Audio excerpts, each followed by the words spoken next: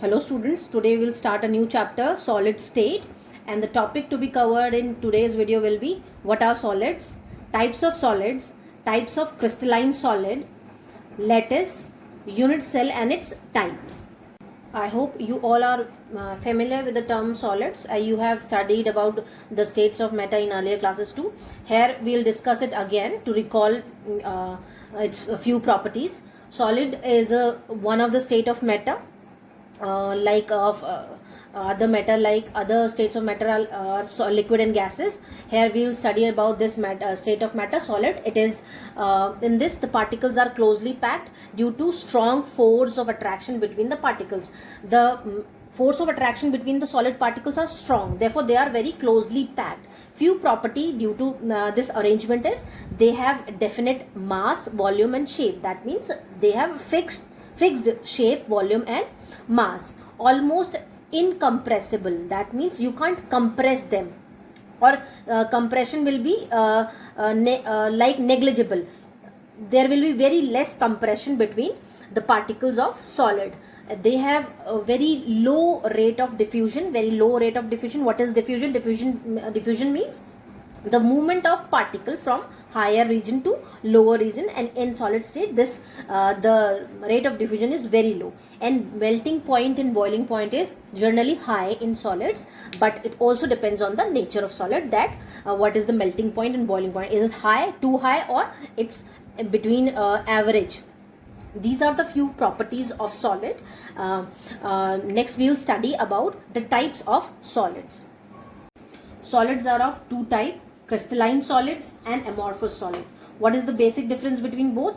That is in the arrangement of their particle, their constituent particles. In crystalline solid, the particles are arranged in a regular pattern. As you can see, black one is followed by red, then black, then red, then black, and same in the second line and in third line too.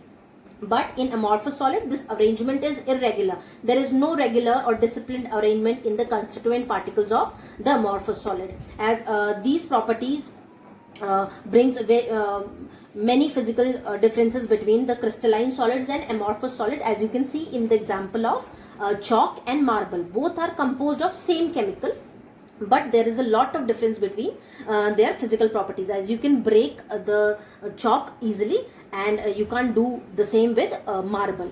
So crystalline solids have regular arrangement, a regular and a disciplined arrangement pattern, and in amorphous solid there is irregular arrangement of the constituent particles. Crystalline solids are called true solids, and amorphous solids are called pseudo solids or supercooled liquids. Like supercooled liquid, that is example of supercooled liquid is glass. Glass is a liquid, but it is supercooled. And melting point of crystalline solids are very sharp. It is sharp, and in amorphous solid it is in a range. What is the meaning of sharp? That means if we are saying that this metal will melt at 500 degrees Celsius, that means at 500 degrees Celsius that metal will start melting, and till the whole metal will be melted, there will be no change in the temperature. But in amorphous solid there is a range. That means if a amorphous solid start melting at 150 degrees Celsius, it will keep on melting till 200 or 250 degrees Celsius. That is the meaning of range, melting point in range, and melting point in sharp melting point. Next, a very important difference between both the solid is that crystalline solids are anisotropic and amorphous solids are isotropic. We will discuss about anisotropic further.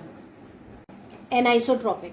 What are anisotropic substances? Those substances which have physical property different in different directions are called anisotropic. That means they have, if we'll observe their physical property from different directions, there will be change in the values. This is the arrangement of a crystalline solid, because it is a regular arrangement. This is a regular arrangement, therefore it is a crystalline solid. Let's say black circles are sodium ion and red circles are chloride ion. And we'll discuss about a physical property like refractive index. If we'll observe the refractive index in this direction, we are facing one sodium, one chloride, then sodium, then chloride. So value will have a value for refractive index. And if we'll if we'll talk about this direction, value for refractive index in this direction, we are facing only sodium ions. And if we'll talk about the refractive index in this direction, we are only facing chloride ions here. Therefore, these three values for refractive index will be different. Refractive index is a physical property having three different values for three directions. Therefore, the crystalline solids are anisotropic. Anisotropic means having different physical property from different directions. When we are talking about refractive index here, from three directions, we are getting three different values because we are facing the different constituent particles in every direction. And what are isotropic? Isotropic substances, amorphous solids are isotropic substances having different having same physical properties in all direction, because arrangement is irregular. There is irregular arrangement, therefore there is no problem in the physical property calculation of physical property. From every direction the physical property will be same. But in an isotropic, as the direction changes, few physical property shows different values in different directions. Let's discuss about types of crystalline solids. There are four types of crystalline solids: ionic, metallic, covalent and molecular. Four type of crystalline solids: ionic, metallic, covalent and molecular solids. Let's discuss about their few properties. Forces, what are the forces acting between them? In ionic solids, there is electrostatic force of attraction between the crystalline solids, because in ionic solids solids are formed through ions, like NaCl. NaCl is an ionic solid in which Na has a positive, Na is a cation and Cl is anion. There is a force of attraction between them. What is the force of attraction called? Electrostatic or ionic. We can also say there is ionic bonding between them. In metallic solids, there is metallic bond between the solids. In covalent solids, covalent bond, and in molecular solid, van der Waals force is the weakest one. And what are the constituent particles of these solids? In ionic, ions are the constituent particles. Na, like Na positive, Cl negative, Zn positive, S negative, etc. In metallic, metal atoms are the constituent particles. In covalent, non-metallic atoms are the particles forming the crystalline solid. And in molecular, crystalline solid, molecules or atoms of same atoms of any element, same atom of any element, like P4. P4 is the example for same element molecule. Now let's talk about their melting and boiling point. Ionic solid have a high melting point, metallic too have high, covalent very high, and in molecular solids crystallines and boiling point is low due to van der Waals forces because they are weak forces. Electrical conductivity, ionic crystallines are electrically conductive in molten and aqueous phase. If they are in aqueous phase or they are melted, then they will conduct electricity. Otherwise, they will act as insulator in solid state. Metals are very high conductors. They have good electrical conductivity in them. Covalent have the lowest, and molecular too are low conductors of electricity. We'll discuss about the high conductivity, electrical conductivity of metallic crystals later. Examples of ionic crystalline solids are NaCl, ZnC, ZnS. Metallic like iron, zinc, or any other metal. Covalent, in covalent we can take diamond. We have diamond we have carbon bonds. This is a covalent crystal. And in molecular crystals, we examples are water molecule or carbon dioxide, P4, S8. These are the examples of molecular solids. So these are the four types of crystalline solid, and the difference between their properties. Electrical conductivity in metallic solids. Why metallic solids are very good conductor of electricity? First of all, metal, what is the property of metal? They are electropositive. That means they release one electron and form a positive charge on them. They form cation.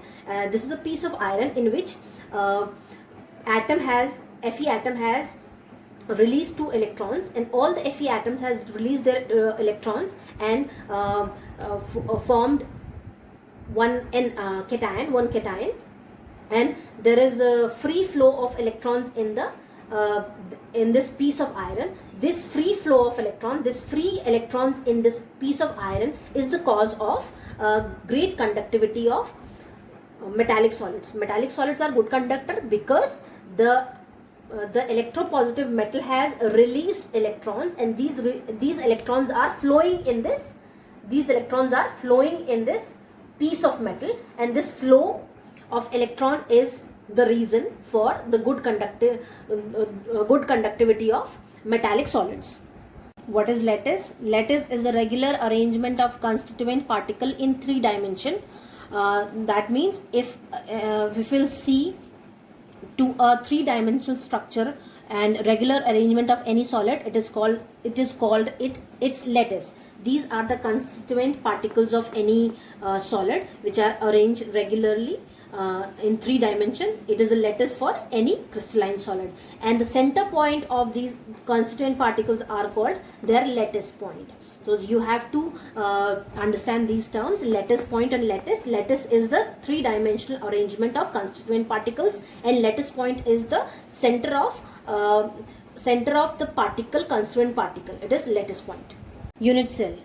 What is unit cell? The smallest 3-dimensional repeating portion of a space lattice, which when repeated over and again in different directions produces the complete crystal lattice.